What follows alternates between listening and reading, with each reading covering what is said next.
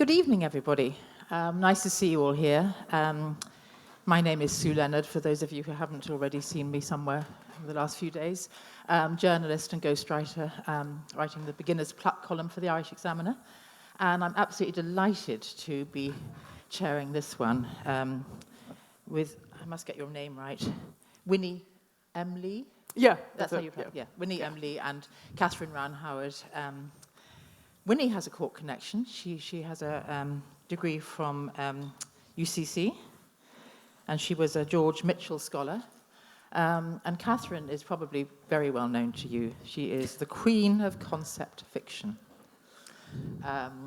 She's one of these people who appeared to have overnight success with her first book, but actually, like most good writers, that came with a lot of work beforehand. It's kind of the fifth book, you said. Yeah. And you self-published too, and you'd worked for Penguin on social media. She works, like all these overnight success, wonderful writers, the work that goes into both the writing and also the work around the writing, I think, is colossal. You know, success does not just come. And Winnie this is her second book, isn't it? This is Catherine's fifth book, Winnie's second book. And now Winnie, these are both Me Too books based in the film world. Winnie's more than Catherine's, but it's very much about set in this world where men have all the power. Well, I think in the world generally men have all the power, but I think the world of film, it's always been particularly bad, the casting couch and so on.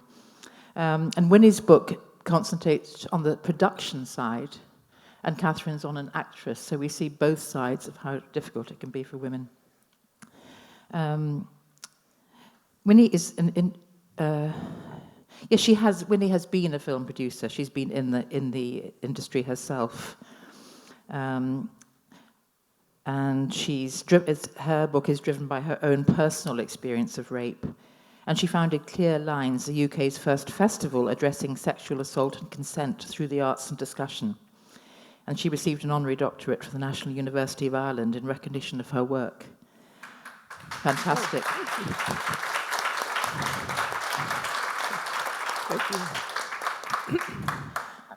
Catherine's fourth book, I think it was. The first one was set on a cruise ship, wasn't it? Yeah. Second one was set in a, which I loved, University in Dublin. The third was East Cork. In Cork. The fourth. Cork The City. fourth one. My goodness.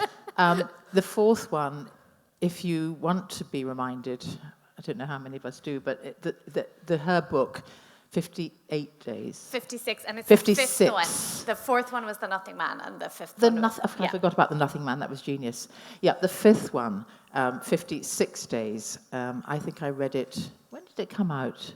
It came out in August 2021, but I think you had read it a good few months before. I think I'd read it. Yeah. I think I read it when it just came out, and it's a genius that the plot, you couldn't, she could make it up, obviously, but she did make it up. I literally made it up.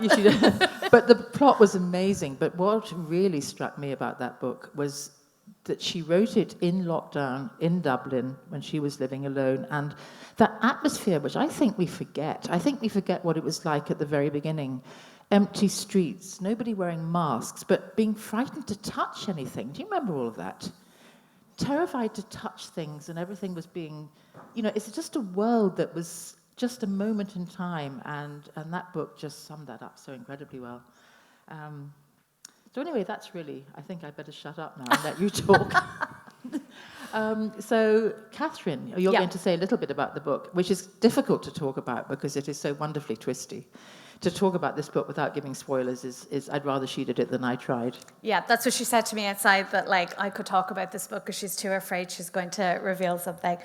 Run Time is set basically on the Sheep's Head Peninsula, but I have changed the geography to my own benefit. So, there's woodland where there isn't really and things like that. It's about a horror movie that's being filmed at a house out in the middle of nowhere. And I got the idea because my brother is an actor / unemployed actor. And he was in an independent Irish horror movie a few years ago called Beyond the Woods. And he told me it was filmed in Mill Street, like in the dead of winter at this old country house. And he told me that the first thing they had to do when they got to set was go to the local Garda station and say, if you hear screams at 4 a.m, it's not anyone getting murdered, it's us. And of course, being a crime writer, my first thought, well, what if it is someone getting murdered? And, you know, that's a good cover for it. So I'm just going to read the opening scene. Alas, there are scenes that take place in this hotel and outside on the road, but they're too spoilery, so I can't read those. But the Maritime Hotel does make an appearance, because I stayed here the last time I was at this festival and I was writing this book at the time, so very lazy, just set the book wherever I am. Okay, so this is the director and his officially assistant director, but he's more like a general dog's body. They've just arrived and they are going to a neighbouring property to tell the people who are staying there that they're filming. And I promise it won't be long. The road is narrow, the edges of it crumbling, as if losing its battle to hold the tree line back. Donal is tense behind the wheel, grip tight, back ramrod straight, eyes fixed on the road surface illuminated by the beam of the headlights. The rental is a 7-seater Volvo that gave him pause when he saw it first and made him sweat nervously when he found he had to step up into it. He's only ever driven his own succession of second-hand Nissan Micras and only around and between cities on smooth, well-lit streets. This car is far bigger and more powerful, and this road is basically a boreen with ambition. Underneath the wheels, he feels the surface start to gently rise. It's cutting through dense, gloomy forest, steadily thickening with darkness on either side of the car. Donal knows this is because it's gone 6 on an overcast late January evening, but it feels like it's because the forest is absorbing the light, sucking it in, swallowing it up whole, feeding on it. It's so creepy out here, he says.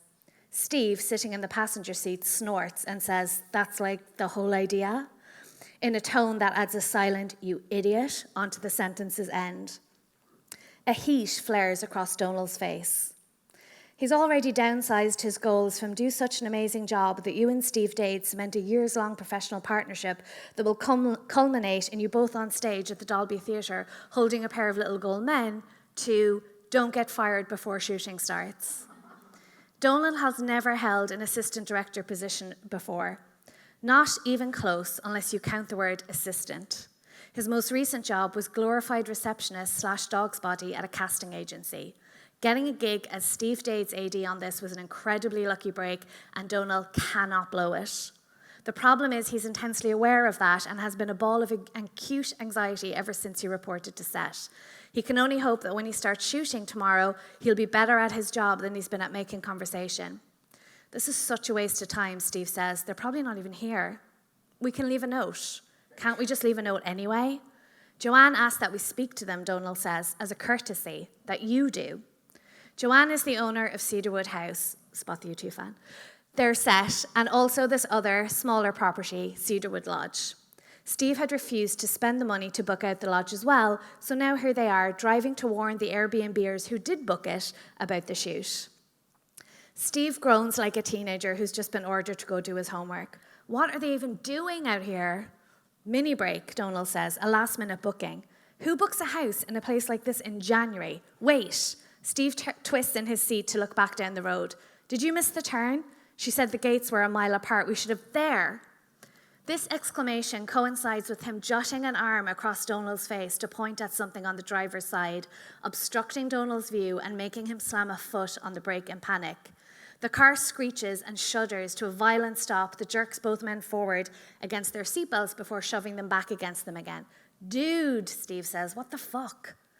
Donal mumbles an apology, even though it was clearly Steve's fault, then looks for what Steve was pointing at. The right headlight has found a wooden sign, hand-painted and peeling, nailed to a tree trunk at the edge of the road. Cedarwood Lodge, above a black arrow.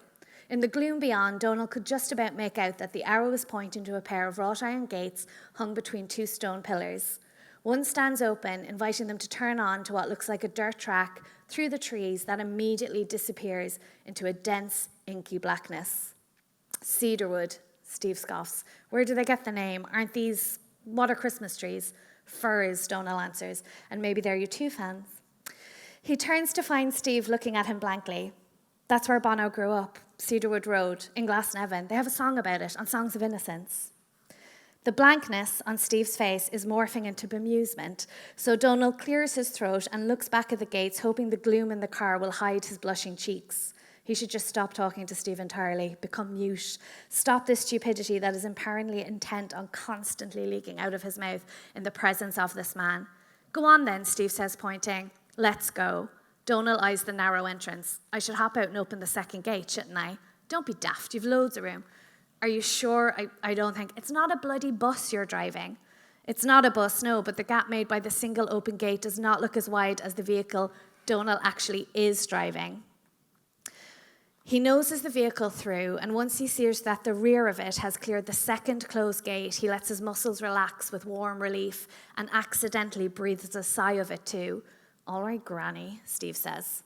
It is indeed a dirt track beyond the gates, narrower than the road they've just left and dotted with unexpected mounds and water-filled potholes.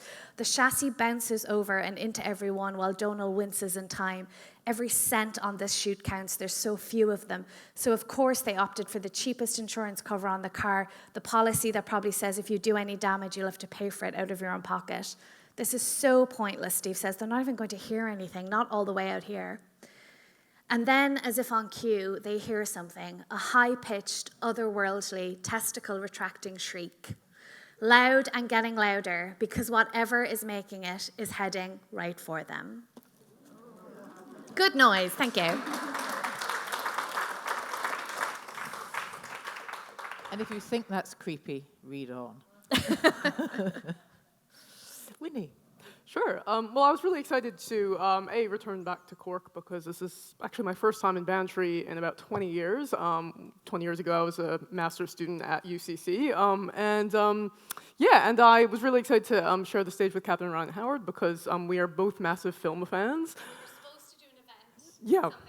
Work out, Yeah, in Scotland last September. That didn't work out, but now we're sharing the stage. And I guess, my book, as Sue has mentioned, it's called Complicit, and it deals with Me Too. And it does really ask a lot of questions about people that enter the film industry as young people. So, for example, Donal, in the scene that Catherine just read out, is, super eager for his, one chance. He gets this big break to be the AD to somebody named Steve Dade, who's an established director. And so I kind of was thinking back to what it was like to be a young person wanting to work in film. And I actually got my first start volunteering for the Cork Film Festival in 2000. And so I ended up becoming friends with getting the business card of a director who was based in London, who said, give me a call if you're ever in London. So I took a cheap Ryanair flight to London. It was like 10 euros at the time. Called her, and she said, well, let's have lunch at Soho House, which we did. And then I mentioned, well, after I finished my degree, I'd be interested in working in film. And so she had a thought, and she's like, okay, I know a few producers who are looking for assistants, and that's kind of how I got my start in the film industry. I wasn't paid for quite a long time, but again, I was willing to take that job, or I guess you can't call it a job because it's unpaid, for the opportunity to work in film. So my main character in Complicit is called Sarah Lai, and she's 39 years old when the story opens. But most of the story is told in flashback, and it looks back to a time 10 years earlier when she was starting out in the film industry as the assistant to a producer. And it's not set in West Cork, it's set in New York, and then eventually moves to LA. And so when the book opens, she's no longer working in film. We're not quite sure why. And she's she's working as a screenwriting lecturer at this sort of no-name college in Brooklyn, and she's quite bitter, and we don't know why, but she has just received an email from a New York Times journalist who has a few questions about a male producer she used to work with. So by the time this chapter happens, which is just chapter 1, there's a prologue before it, that's what we know. She's gotten this email from a New York Times journalist. So this is her teaching in her screenwriting class. Screenwriting 101 is literally called Screenwriting 101 at the fine institution where I teach. That's how original the place is. I have 3 classes this semester, 2 sections of Screenwriting 101, and another one also innovatively titled Advanced Screenwriting. My students aren't any more innovative, although I suppose it's my job as their lecturer to try and encourage them to be. But at this college, most of the students have ambitions that significantly dwarf their actual talent. Of course, I can never really tell them this. I have to humor them, indulge their doomed fantasies of a Hollywood future, while gently guiding their screenwriting to show a little more nuance, to stray ever so slightly away from a slavish devotion to formula. Still, the job pays me a salary I can live on. I get to teach the classics, fine, Sid Field and Robert McKee, but also to add my own twist on them. I introduce the kids to the canon, then throw in a few weird ones. Let's watch this dreamlike, head-scratching enigma of a film by a Thai director whose name none of you can pronounce. Here's a 90-minute black and white film documenting Berlin in the 1920s, set entirely to music, no dialogue. Stomach that, millennials. Today, in my 10:30 a.m. Screenwriting 101 class, we are talking about character. How do you know when you have a truly memorable film character, I ask as my first provocation to 20 hungover college students who stare at me, zombie-like. Radio silence. Sometimes it helps to ask the same question again, but rearrange the words in a slightly different order. What makes a film character memorable? This time I train my eyes on a specific student as if willing him or her to utter anything, a sentence, a sound, just shows some sign of intelligent life. I look at Claudia, a bespectacled brown-haired girl known to occasionally make an insightful comment. That does not happen today. She looks at me wordlessly. For God's sake, I'm thinking. I'm not even asking about the assigned reading. I'm just literally asking a question about the movies. Kids, say something I want to shout. Instead, I repeat my previous question verbatim. What makes a film character memorable? Finally, a boy, of course a boy, speaks up. It's Danny, dirty blonde hair with a few piercings in his face. He's one of the more talkative students in class. Because you remember the character? Then he breaks out in a short, sharp rip of laughter. I'm unsure if he's laughing at the sheer stupidity of his own answer or the rhetorical way in which he upended my question, but I let the giggles rip around the classroom and die down. Okay, work with these kids. And what makes you remember a character, I ask? If they're funny, if they do crazy things because they're really hot? More giggles after the last comment, but I ignore them.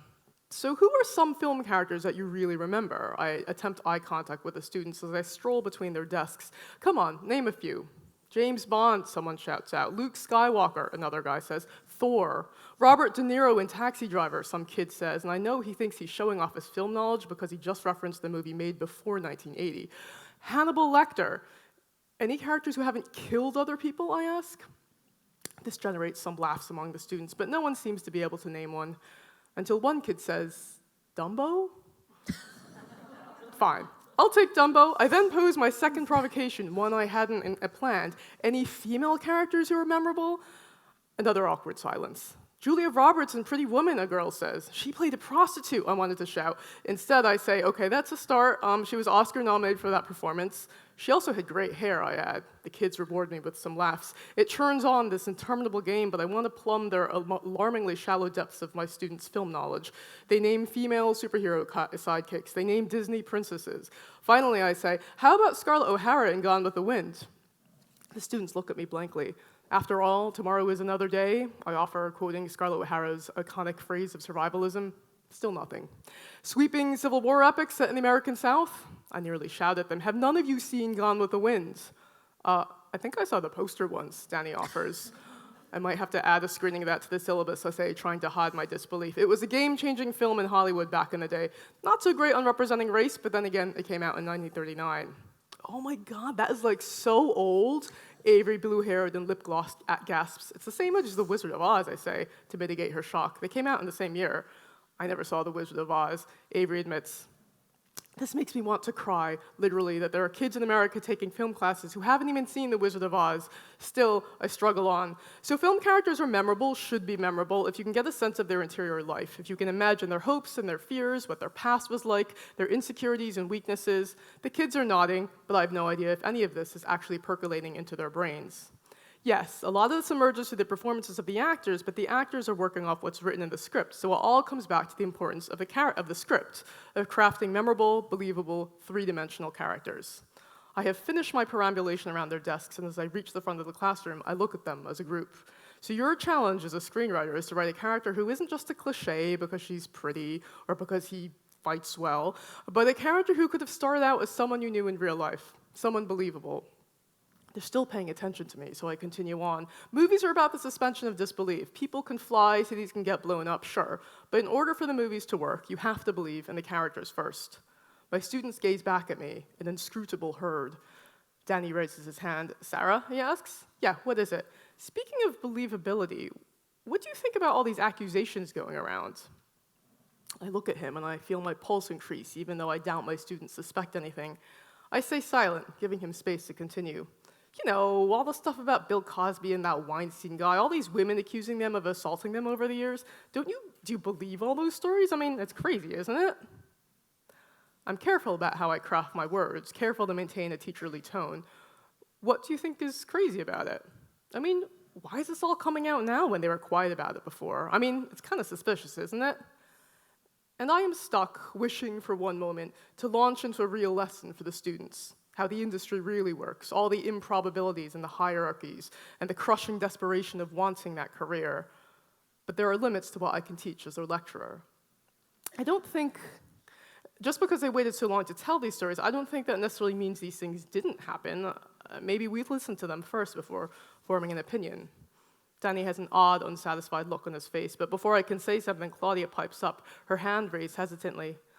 Sarah, I saw on the IMDb that you and Holly Randolph worked together on a film. Is that true? What? One of the kids strokes? No way! And if they weren't already paying attention, now every single student is staring at me, waiting for my answer. Ah, yes, the Internet Movie Database, online archive of every film ever made and every person involved in every film ever made. I could have, if I really wanted, tried to remove my name from the IMDb, but some remaining shred of pride has stopped me. The IMDb listing is my lasting proof that I had once been a person of note, a mover and shaker, or so I'd thought, someone who once had done more impressive things than teaching screenwriting 101 to a bunch of students at a no-name college. Nothing really dies in this day and age. I can't lie about it, of course. It's spelled out right there on the IMDb, which any student could bring up this minute on their phones. Yes, I say after a pause, I worked on one of her early films. I do not mention that that was a film which sent her career stratospheric, or that I was associate producer on it. Avery gasps again. Oh my God, what was she like? I absolutely love her. Holly Randolph was great to work with, I nod. I'm really happy for her success. I'm aware of how superficial my answer sounds, rattled off as if I were a brainwashed soldier from the Manchurian Candidate. But a shadow of nausea tugs at me. I know that if you were to examine that same IMDb listing, you would find another name located not far from Holly's and mine, a name credited as executive producer of that film, a name which I'd rather forget. I glance at the clock, thankful I only have 2 minutes of class left.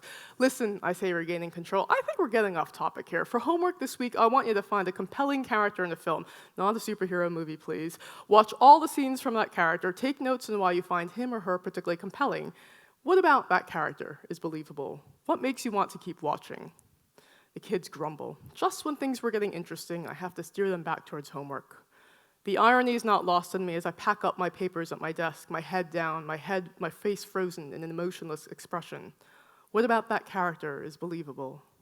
The characters that live on in our memories, the ones that were real, all their weaknesses, all their special skills and talents, all their hidden sides.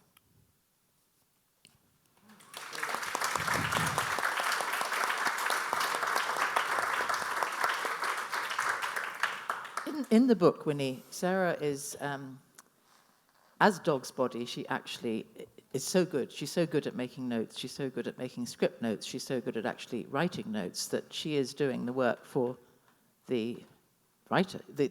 Hang on, what was he? Well, the writer-director. The writer-director, yeah. She's basically doing the work, and he's getting credit for it. Yeah. I'm wondering how much of that is based on the experience, your own experience. Did you feel a bit like that? I mean, it's tough to say. Certainly there was a feeling. So basically, I worked for a production company for about 6 years, from 2002 to 2008. And I felt, I mean, there were literally like 2 of us in the production company. It was the producer and me, and the director was freelance. And then eventually we had like a few more people working for us. But it was literally because there wasn't enough money to fund a lot of people's salaries. It was like my salary and a few other people. And so there were so many jobs we ended up doing. And so there was this kind of tension between like knowing, like as Donal in Catherine's scene, was like knowing that this is like your big break. And so basically knowing that if you make yourself indispensable and you do all these different things, A, it's a great opportunity to learn about film, but B, hopefully people will then reward you or they'll recognize your talent. And I think there was this kind of tension between wanting to do a lot of things and learn a lot, but then also not really getting paid well for it or paid appropriately for it or not getting actual credit for it. And I think you find that throughout the film industry. So it's an industry that really kind of in some ways exploits young talent and people's willingness to work for it because it's the film industry, and at the same time, isn't really willing to pay them. And so there's this tension between wanting to do all that and trying to forge your own career and go someday from being an assistant to more than assistant to being an actual producer or director. So yeah, I mean that whole tension was quite familiar to me, having a lot of doing a lot of work and not being recognized for it, which is kind of continued throughout the book. But then I think you would say that is the case for many people that work in film and also in many other industries, like music, like publishing. for example. Yeah. Publishing, I was going to come on to that, Catherine. Yeah. Yes. Yeah. I mean, this book is about film, but there are a lot of digs somehow. I mean, I can see, I can see the analogy that you're using for film. That the same thing can apply to writing. Yeah. You make a very strong point about people who want it too much, and it's what they want. They're focused on the the resolution. Is that the right word? They're focused on the outcome, I suppose. The outcome. Yeah. And they should actually enjoy the process. Now, I mean, you could say the same about writers too, couldn't you? And I'm talking to myself. Like, I'm talking to myself. I kind of got that. This, to me, like, as Winnie said, I love movies, and this is, in a way, like a homage to my love of movies, because, if you love books, I don't understand why you can't, why if you don't love movies as well, because they're both written, they're both things that come out of storytellers. Sure. But this book, to me, like, I seem to be developing this pattern where, like, every 3 books I do something a bit crazy. And this is one of those books because I had just written 56 Days, and prior to that I had written The Nothing Man, which was like my darkest book, and I just wanted to have some fun. Thank you. I just wanted to have some fun, and at the same time, like, despite the fact that I read out a scene which involves 2 men, that's the only scene in the whole book from their point of view, because the main character is Adele, who's an actress who is, like, down on her luck, and she gets this call. She wants it too much. She was a star in Ireland's 2nd most successful soap opera. And then she went away to LA, like so many before her, thinking, she's going to make a success of herself. She's going to be a Hollywood star, and it didn't work out. So she gets this weird call last minute to fill in on this movie in Cork, and she takes it. And what I wanted to write about is the dangers of wanting something too much. Because I think in the creative industry, like, that happens. And I think it takes over your life. And I see some of my workshop people here, we're doing a workshop here the last 3 days, and I was telling them just today that I remember the moment in 2015 when or early 2016, my agent rang to say I had gotten a book deal. I can remember walking across Stephen's Green, 5 p.m. March 23rd, and the feeling I had was not one of happiness or excitement or euphoria, it was relief. I was 33, and I had finally done the thing that I'd been trying to do since I was 8 years old, and all I could feel was relief. And the next thing I said to myself was, I never want to want anything as much as I wanted that, because I just don't know where I would be if it hadn't happened. Mm-hmm. And we're talking about industries like where it's not a case of work hard enough and you will get there. Like, you don't have control over it. You can do the best work, you can be the most talented, and if it just doesn't work out, and that's what I wanted to explore in One Time. Yeah. Has there been, what has been your height of happiness? I mean, I really hope you're going to give me a nice positive answer here. Has there been a moment when you thought, yes, this is wonderful, just love my life so much now? Okay, not to be like Debbie Downer. There's plenty of those moments. And, sometimes it's just like, not to sound like super cheesy, but like someone will message you and say, I was exhausted at work today because I should have gone to bed at 11 and I went to bed at 3 because I couldn't stop reading the book. And that's fabulous. And I really had an emotional experience lately because 3 of my novels are in development for TV and film, weirdly. Wow. Which ones? I'm only allowed to say one, 56 Days, which is with Amazon, and the other 2 are secret for now. Okay. But I think one is I'm going to be allowed to say in a couple of weeks. I say this, but like if you ask me afterwards, I'll tell you. Like, I will not, I just can't say it on stage, but anytime I have news, my friends all have to pretend it's brand new information because I've like blabbed it to everyone already. Yeah. But I got to read a script for one of the ones I'm not allowed to say, and it was incredible. It was incredible. And it was so moving to read something new made out of the thing that I had created, that had taken what I created and made this other thing that I couldn't have imagined, but still had like my paw prints all over it or something. So like it was things like that. I mean, I am genuinely grateful every single day, because like I write full time, that I get up, I can stay in the clothes I have worn to bed. Let's not call them pajamas because that makes it sound worse. But like 10 steps to my desk, cup of coffee, and my job is literally to make stuff up. And that makes me happy every day. But I do think about where I would be if I hadn't achieved this thing, and I just don't know. I just don't know how I would have dealt with it. Winnie, did you always want to be a writer, or was film? I mean, how did that transition come around for you, from working in films to writing novels? So I'd always wanted to be a writer. So from the age of 6, I wanted to be a writer. So writing's always been my great passion. My mom, so I always wanted to be a writer. When I was a teenager, it became more of like I want to be a journalist, and then that didn't stay for very long. But then I found out that the film industry it's an actual industry. There's jobs, right? And so I think and I guess our books reference this. Unless you actually know somebody who works in film, it comes across as a very mystified industry, right? Like how do you get to be one of those people ascending the stage at the Oscars? To give your welcome speech. So I think for me it was then suddenly real, and it was actually the Cork Film Festival was the first time I met people whose jobs were to work in film.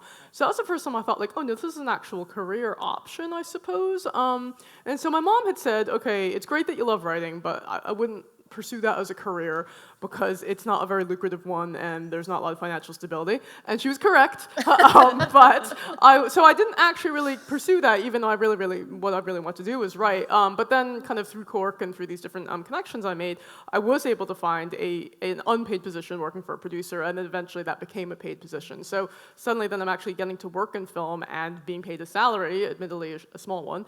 And so that was kind of amazing. So I was like, okay, I'm going to do this. And then I was doing that when my actual rape happened in 2008. So my rape kind of ended, and it was a stranger rape, which took place in Belfast, which is what my first book, Dark Chapter, is about. So that ended my entire film producing career. And did that then? Did you write that first novel because you had to, in a sense? In a personal sense, yeah. Yeah, of course. Yeah, I mean, because you can't live through, from my mind as a writer, you can't live through anything as momentous or significant as your own rape without trying to address it somehow in writing, in your art. Now, you don't have to turn it into a book like I did, but for me, it was like, okay, this is my life. It's suddenly been completely disrupted by my rape. And of course, as an artist, that's how I'm going to deal with it. So, but for me also, because I'd always wanted to be an author, I was like, don't have a producing career anymore. So how can I use my love of storytelling to turn this into something that I've always wanted to do? So that was what Dark Chapter was. That was like a fictional reimagining of my real life rape, seen equally from victim and perpetrator perspective. So that's much more hard-hitting than Complicit. So when it came to writing Complicit, and again, I wasn't planning on it, my agent at the time had said, Dark Chapter had just come out in 2017, Weinstein allegations came out in autumn of 2017, and my agent at the time had said, well, you're pretty well positioned to address all this stuff in the headlines, because A, you used to work in film, and B, you're a rape victim, survivor, whatever term you want to use. So I was like, okay, well, I'm only going to write about it if I can do it in a way that's interesting for me, because I don't want to write about the actual experience again, because that's too heavy. So I'm like, so I decided to write about the industry, really, and follow a young woman on her way up, trying to build this career, and yet finding that there's so many obstacles stacked against her. And of course, this theme, it says it in the title, Complicit. Yeah. We've all known about the casting couch. Yeah. We all know, everybody sort of knew. So are women complicit? Is it partly, I mean, all the women in both books, that they feel guilt. They think it's, Adele thinks there was an incident, wasn't there, when she freaked in a film set, and she completely blames herself for that. There's this tendency that it's my fault, and I knew, and it's my fault, and I should have said, and feel, but are women, this is the big question, isn't it? If you could have known, are you as guilty? Are you as guilty if you haven't spoken out?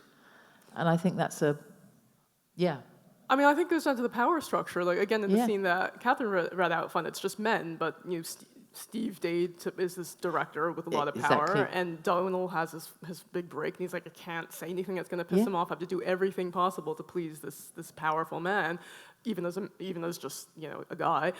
So if you then add gender into the mix, and you Yeah. have a powerful man and a young, attractive woman, as most aspiring actresses tend to be, actors tend to be, and the demands are more than just professional; they're personal or potentially sexualized. Yeah. And if it's like, just come up and have a drink in my hotel room and it's a Yes. meeting, it would be difficult to say no to that. Yep. So can you blame, and then afterwards people are like, oh, well, she should have known better. She's Yeah. a grown woman. It's like, but she's a grown woman in an industry where drinks over meetings that take place during drinks is just common. I mean, it happens in publishing as well. Not so Yeah. much the Weinstein stuff, but like the casualness of like, Yep. this is how you got your book deal is you chatted to an agent at a book festival, that sort of thing, right?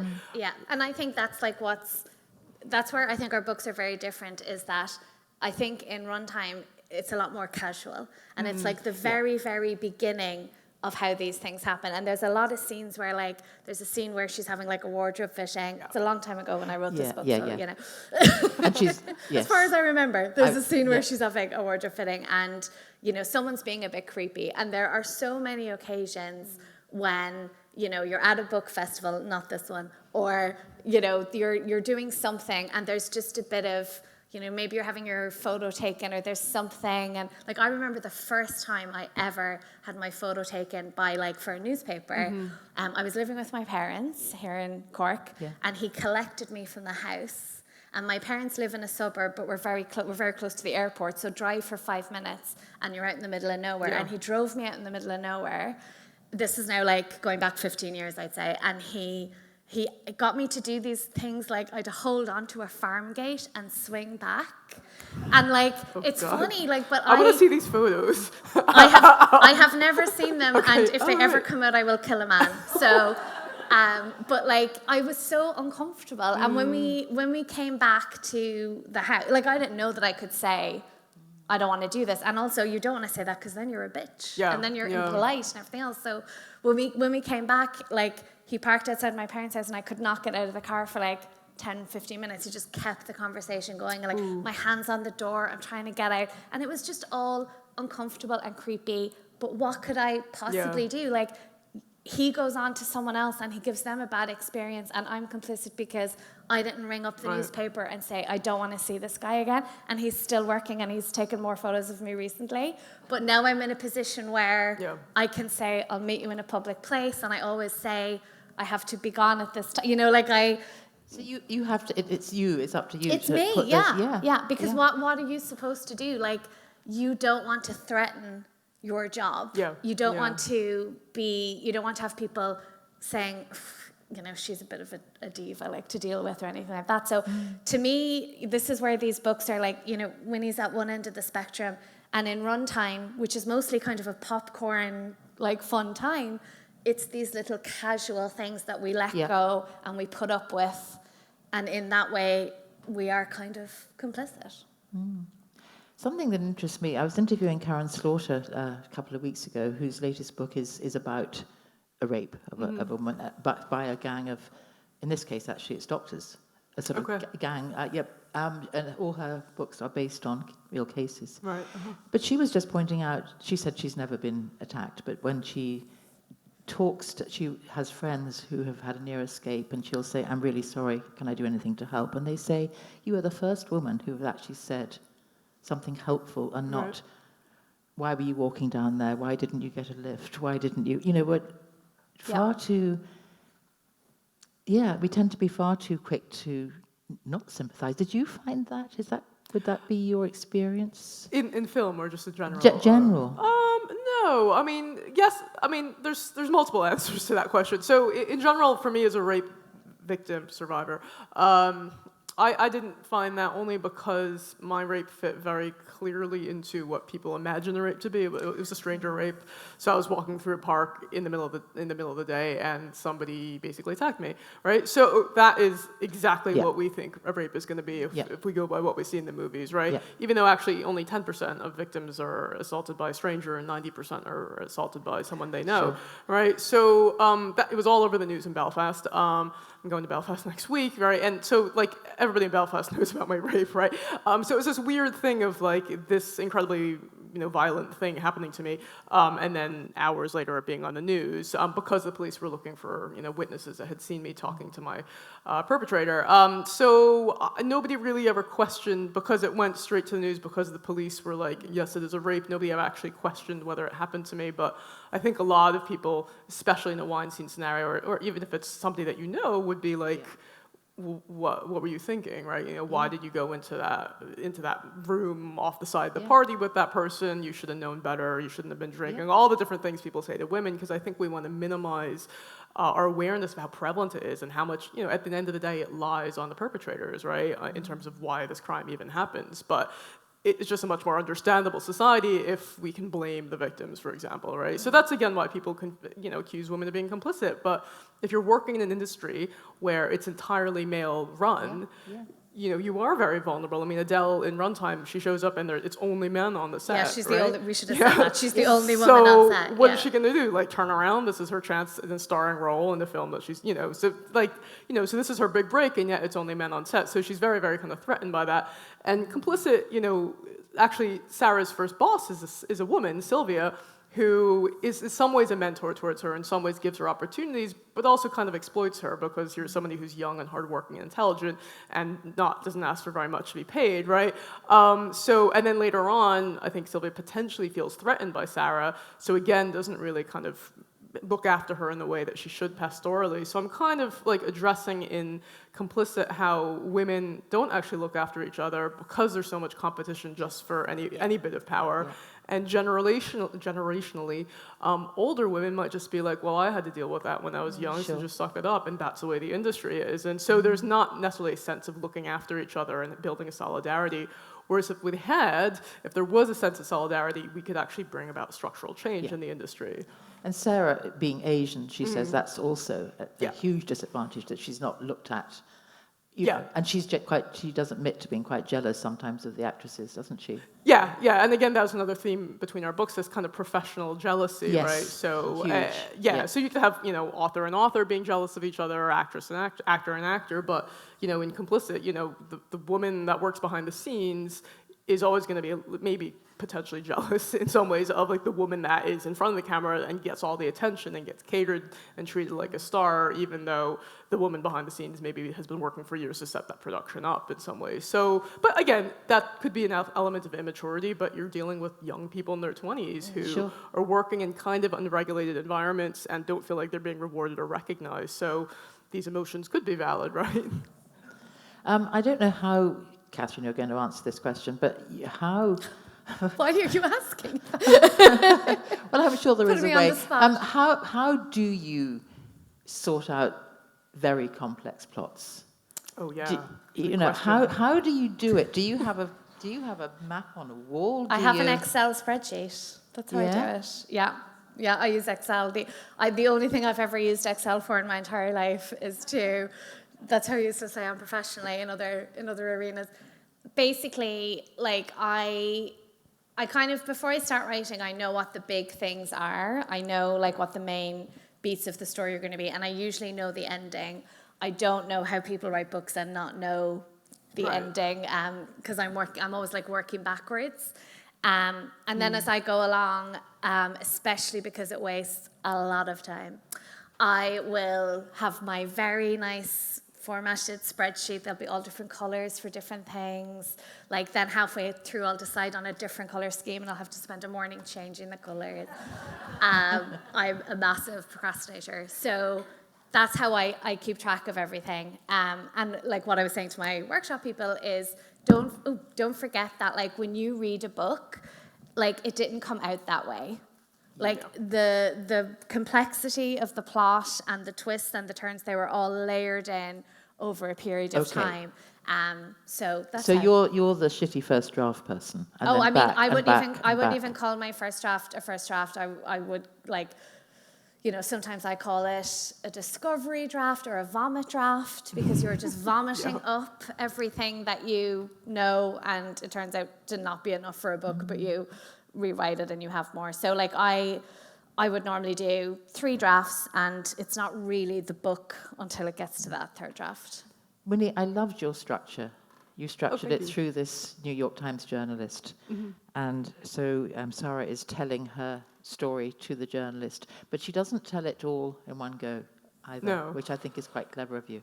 Yeah, well, because I think, for me, there's the frame story of the present Yeah. day. So the scene I read from is Sarah in the present day where, she's had this past in working in the film industry, but now she's, a little bit bitter about how she's just now teaching screenwriting 101. So when the journalist kind of comes knocking, right, this is her chance to kind of relive those days, those quite exciting days full of parties and, red carpets and all that stuff, but then also relive the darkness to those days, right? And and just really address the inequality of the industry. And I think, and a lot of it does have to do with age and just, in your 20s, like you don't really know how to stand up for yourself if you're working in an unprotected environment like that.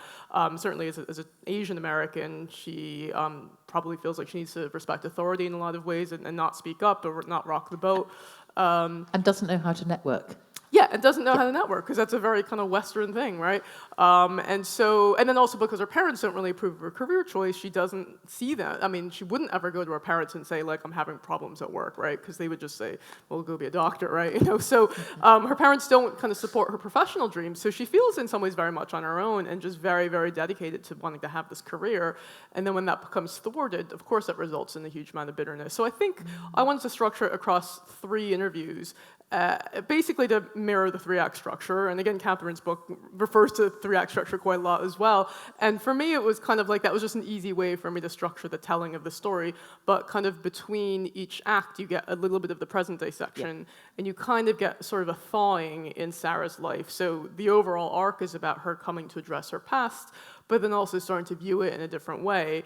So you see that in like the present day glimpses, but then there's like the past story where she's young and naive and ambitious, and kind of that distance, that temporal distance between where she is now and the past is kind of that's the reflection, and that's where her character arc is in terms of coming to being at peace by the end with what's happened, and her role in it. So Do you want to say anything at all about the book that's coming out next month? Yep. Good. So it's actually, the opening scene actually touches on something we've been talking about, which is like, what was she wearing? Why was she walking home? So it's called The Trap, and it's out on the 3rd of August. And it's basically about a woman whose sister has gone missing. And I'm obsessed with a novel called The Vanishing by Tim Crabbe. And it's a very short, it's really a novella, it's about 100 pages, and it is soaked in dread. And it is about a man whose wife disappears, and the obsession with finding out what happened to her overtakes the grief. Do you know it? No, when did it come out? It was years ago, but it was made into a movie with Jeff Bridges and Kiefer Sutherland and Sandra Bullock called The Vanishing. Oh, okay. And also there's a Dutch version which has a much better ending. Oh, I think I know the Dutch version. Yeah, right, it's okay. One of the most down endings okay. ever on film. But there's a passage in the Vanishing where he says, if I was given 2 options, she's alive and well, but I can never know what happened, and she's dead, but I get every detail, I would go with she's dead and I get every detail. Oh, wow. Because the obsession, with not knowing, has just got him into this place. And so a few years ago, because we're always asked, why are there so many Irish female crime writers? And I used to say, I don't know. And then Liz Nugent wrote an article for CrimeRead, an American website, where she talked about the Gothic horrors of 1980s Ireland and how in the decade when she started paying attention to the news, it was all these horrific stories about things happening to women, like, Kerry babies and all this kind of thing. And her theory was that the silencing of those women, inspired a generation of women to find their voice and then go and right the wrongs in crime fiction. And Liz loves me telling the story because now I have to point out that I'm younger than Liz. And in the 80s, I was watching Care Bears and Transformers. So it got me thinking, though, what was in the headlines in the decade when I started paying attention to the news, and it was the Vanishing Triangle. Okay. So it was the missing women here in Ireland. And I think these 2 things have just come together in my brain. And so it's not telling the story of the missing women in any way. It's set in the present day. But like, I was certainly thinking about their families. I don't understand how you can even get through an hour of a day if you have a loved one missing and you don't know what happened to them. Sure. And so the main character in The Trap is Lucy, and her sister Nikki has been missing for over a year. And she is at that breaking point where the obsession with finding out, because they didn't even get on that well, like when she was around, but the obsession with finding out what happened has taken over the grief, and she is prepared to do whatever it takes to find out what happened. So she plays bait, and she's trying to get taken by the man who took her sister. Winnie, do you have something on the boil? Yeah, I got several things. So I'm adapting my first novel, Dark Chapter, into a screenplay. Oh, brilliant. What's that like? So, Wow. Yeah, so that's kind of full circle. Yeah. Going back into the film industry, and I've got funding from Northern Ireland Screen. So I've been working on that kind of on and off for 2 years because like find a pot of funding and then they can pay me to do another draft. So that's been interesting. Although I am getting a little bit tired of the material because I lived it and then I wrote a novel and now I'm doing a screenplay adaptation. And I suppose I could have just said, no, I don't want to adapt the screenplay. But again, for me, as somebody who used to work in film, who's always really kind of wanted to be a screenwriter, like this is a great opportunity. Absolutely. Plus, it's my life, right? Yeah, sure. So I should have first dibs on the material. Absolutely. And apparently it's not terrible because now they're paying me to do multiple drafts, so that's good. But it's been really interesting to kind of write screenplay and just see the differences between writing a novel and then having like this really bare bones, like stripped down version of storytelling, which is screenplay. So there's that, and then my next novel is not coming out until 2025. So Catherine does like one a year. I have no idea how she does that. But the next one, I'm going to do that for another couple of years, and then I'm going to go on holiday for like 3 years. Good. I'm due like every 3 years roughly. So my next one, 2025, is a bit, it's lighter in tone, but for me, as somebody who's lived through certain experiences, I'm like, do I want to keep on writing about this, right? Even though this is, I guess, my USP, or do I want to be writing about stuff that is maybe a bit like easier or lighter for me to write? Sure. So it's a road trip across America that 3 estranged adult siblings are forced to go on to see their ailing mother in California. And so she's basically like, okay, well, I have an operation next month and I haven't seen any of you together in ages, so I want you to see me next month in person. And you have to drive here, and on your way here, you have to visit the Grand Canyon.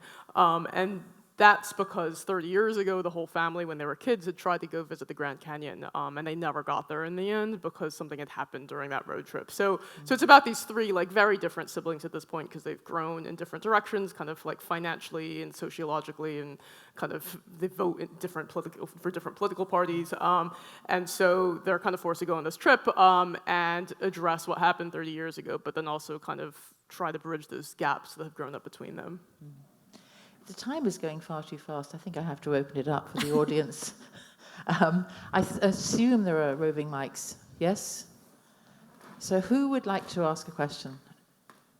I always say if no one has a question, Then I'll just pick carry someone. on. No, we'll pick carry on someone and we'll happily. force them to come up with one on the spot.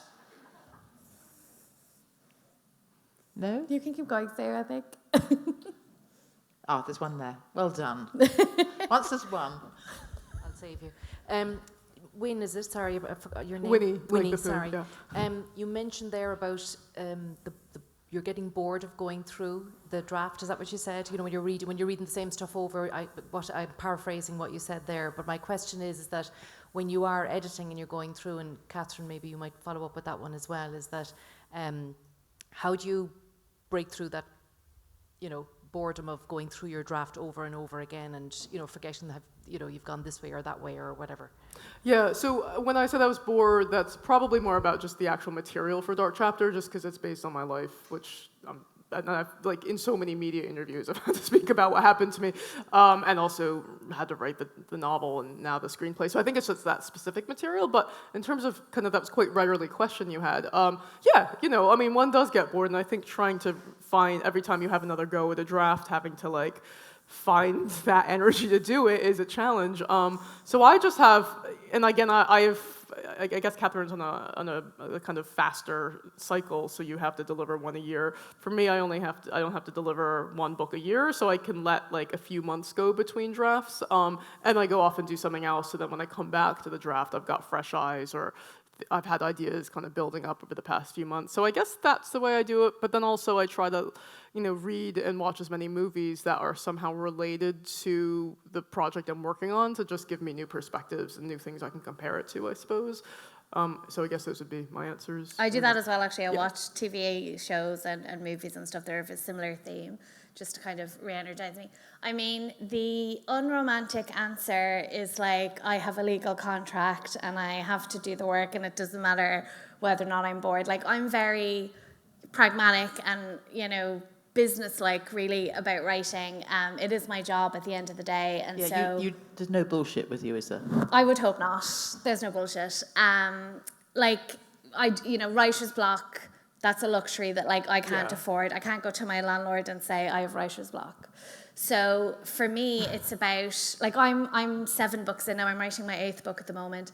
So I have learned, I suppose, how to be a big girl and get the work done without sort of the indulgence of I don't feel like it today. And the thing about writing is, you don't know what the good days are. Yeah. You don't know if Wednesday of next week is going to be the best day's writing you've had in months. You don't know. So you have to be there. I don't believe in every day, but most days. So you catch those good writing days, because you just don't know how you're going to feel or how things are going to go. It's not a normal job where you can say, if I put in 5 hours, I'll get X done.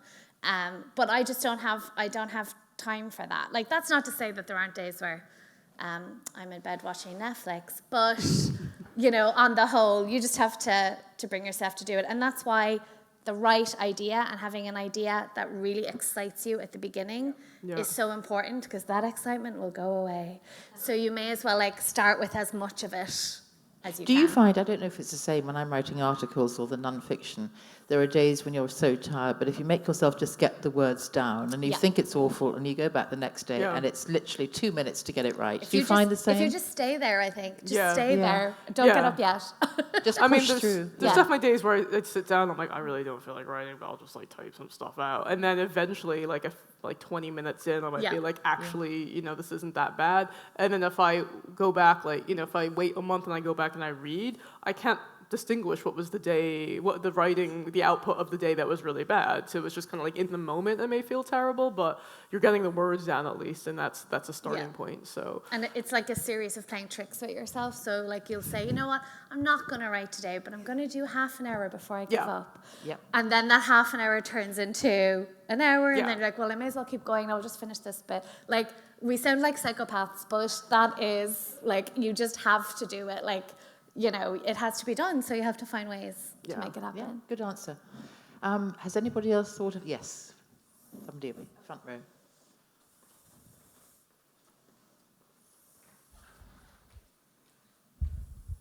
Hi, this is a question for Catherine. I was just wondering if you had a background in a crime-related career before. Did I commit crimes before? No, as in a crime-related career. A lawyer or in the police or... No, I was just because I actually really wanted to do your course in writing crime, but then I thought I couldn't really write crime because... I don't know. You haven't committed crimes? Okay. Well, no, I know what you're saying. So... You first, didn't you? I did. Yeah. But the job, so... First of all, you could have done the workshop. You don't need any background, and all you need is an imagination and a love of crime fiction. You don't need any other experience. The jobs I did before I had this job, I mainly worked in hospitality, and the last major job I had, Sue knows where this is going. The last major job I had before I wrote about serial killers, I worked in Walt Disney World in Florida. What were you doing? I wasn't dressed up as anything. I want to immediately make that clear. So you weren't a cast member? I was technically a cast member. That's what Disney call employees, because, you have to, and HR is casting and all this Oh my God. rubbish they go on with. But I worked on property, but I worked for Starwood, who are now part of Marriott. So I was a front desk agent in the Swan and Dolphin Hotel. Right. Okay. Yeah. And also for a while a housekeeping supervisor. But I can imagine how that might make you. Want to commit crimes? Yeah. How that would instill murderous thoughts while having to do that job. Yes. Yeah. Front desk especially. Especially. Hats off to you. I wouldn't have been able to do that. Yeah, so you don't need to have, some crime writers obviously work, like Catherine Kerwin as a solicitor. People have been in the Gardaí or they have had some sort of crime adjacent career, but most crime writers do not, no. So you'd be okay. Next year.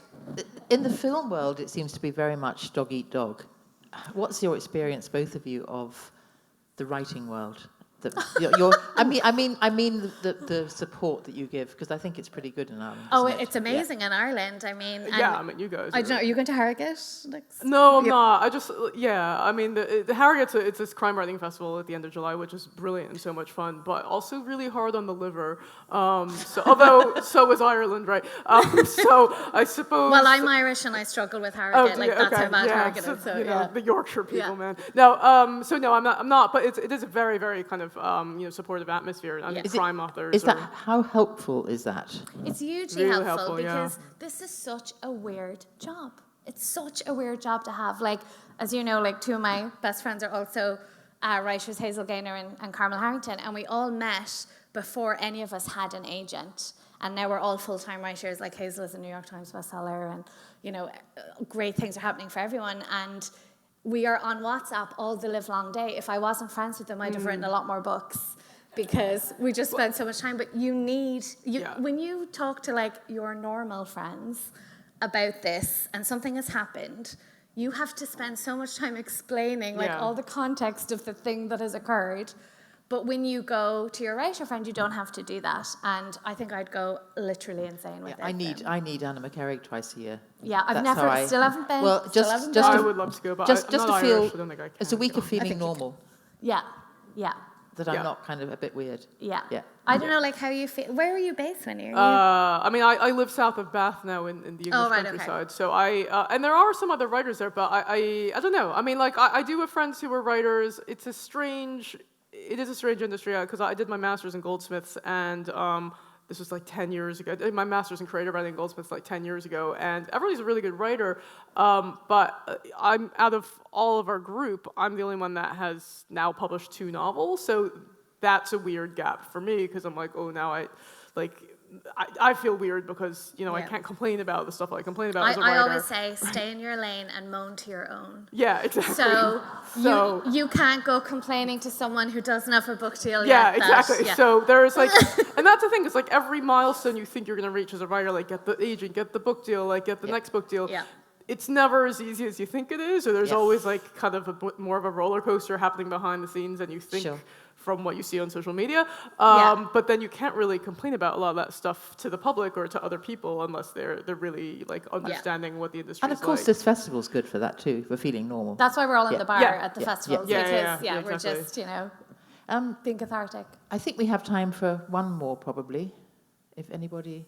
I see one. Yeah. See, and a few minutes ago, no one had questions. This is what happens. It always happens, doesn't it? It's just the first one. Yeah.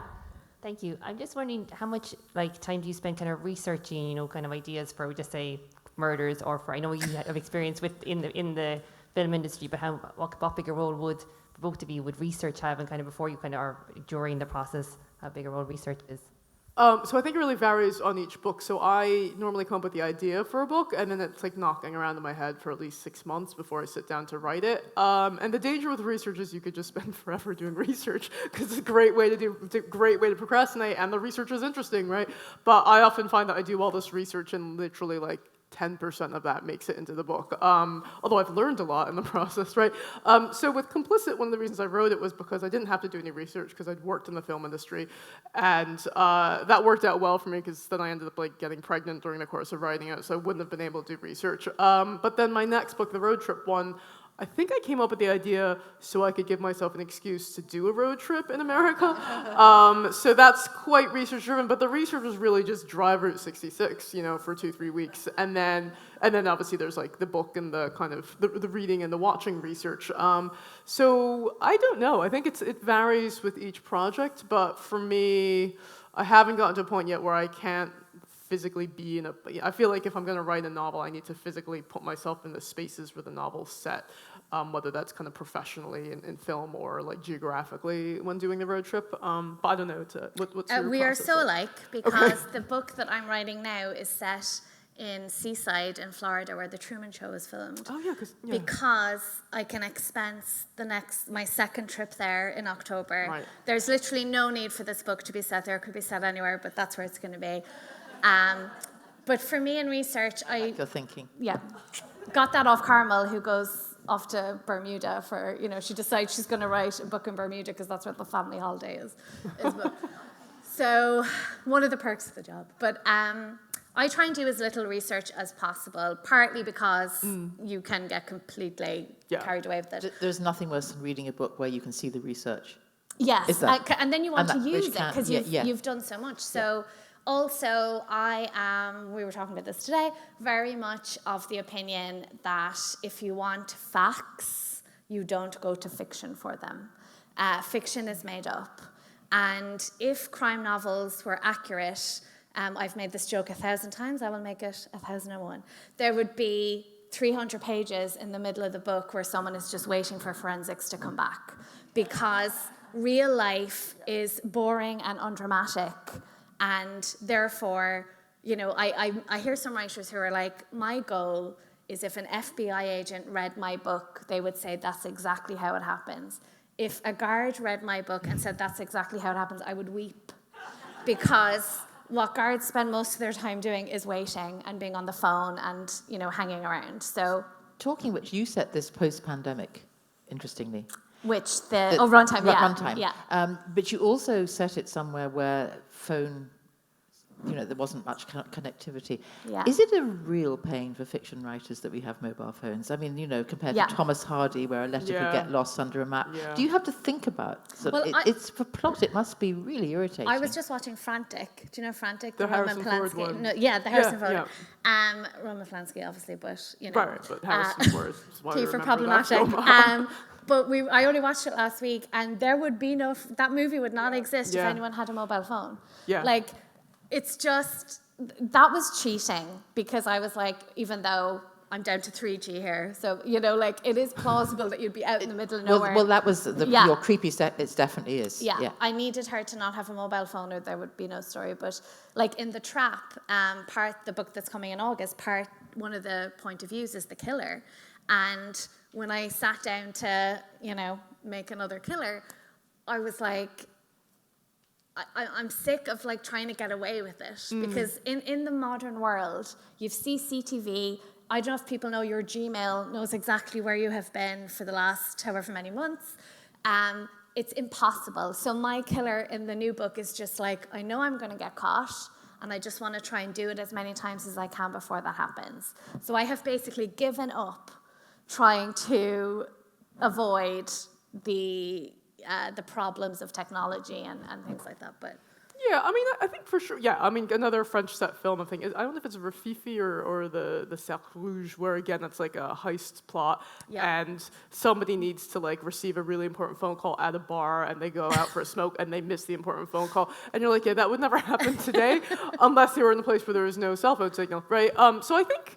Yeah, I don't, cell phones are part of our lives these days. And so there are really clever, creative ways, and you've done it with your book in terms of I think now that I can't do it text. again, I've done the one book where there was no phone reception. Yeah, and there are really creative, interesting crime novels that use social media. And it's all, in my book, there's a scene where someone's trying to do some research, looking at an Instagram, right? And that's not the only novel I've read where that happens, right? So there is so much kind of detective work that happens because we're trying to piece together whose hand is in that photo, right?